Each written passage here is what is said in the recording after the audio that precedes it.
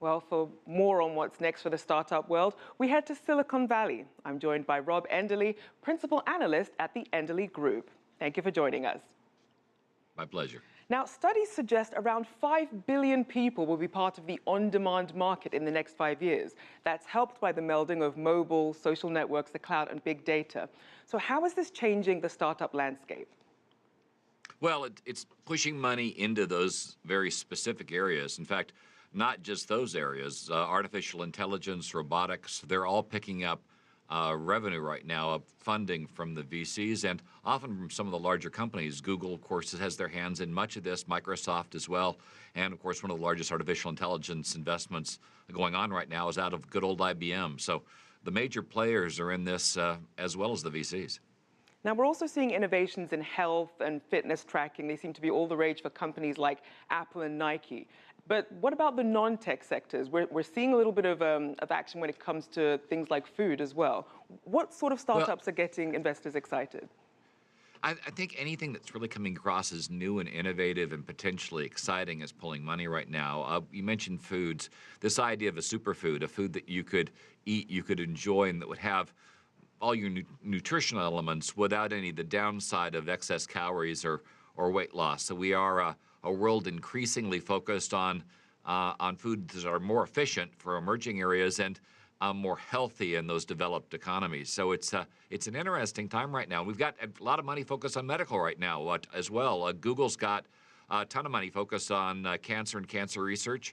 Of course, the Ebola outbreak has got a lot of interest in medical technology and advancement along with that. So it's a nice market out there if you're in the right area. Now, we're going to turn to more of the psychology of venture capital investing. So, you know, lay people, they see these small startups, they flourish into tech giants like your Facebook or your Google. And so there's that fear of missing out on the next big thing. But with such a high failure rate for startups, what's the biggest motivation for venture firms to keep on funding them? Well, as you pointed out, they don't want to miss the next big thing.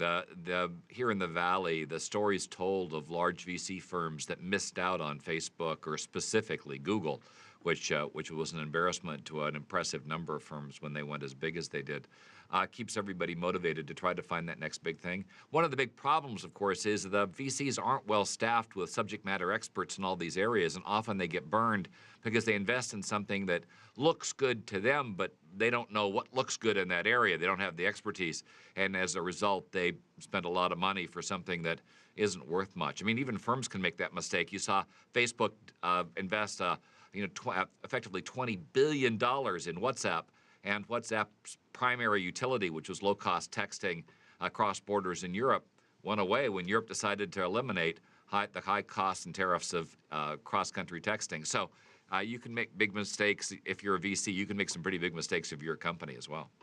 Now, even with those high odds of failure, there's no shortage of startups popping up.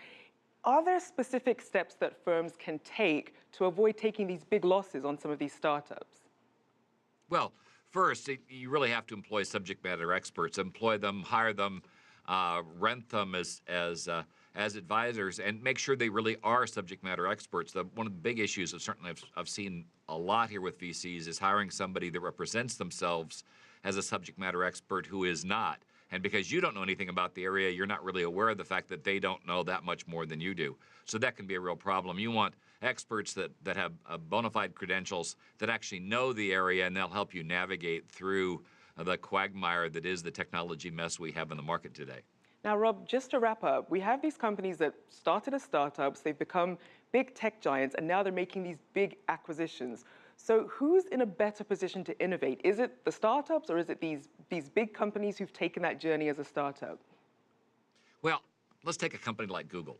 Google was very innovative at the front end, and then they got bigger, and then they got a disease that most of the big companies here in the Valley got, called forced ranking, which really pits employee against employee as they try to advance through the company and get things like raises. When you do that, then people get more concerned about making mistakes than in taking chances, and that's really kind of cut through a lot of the big companies here in the Valley. They've taken that really bad step in terms of going to forced ranking, and it makes it so they have to get innovation or they have to buy innovation, or in some cases, in Google's case, they've actually been accused of stealing a lot of it of late. So that becomes a problem. We've seen Microsoft, Dell, HP, EMC, and other companies abandon forced ranking for that very reason. And hopefully we'll get this disease out of the valley and out of tech. But until we do, probably the best way to get innovation into a company is to buy it, or in some cases, steal it.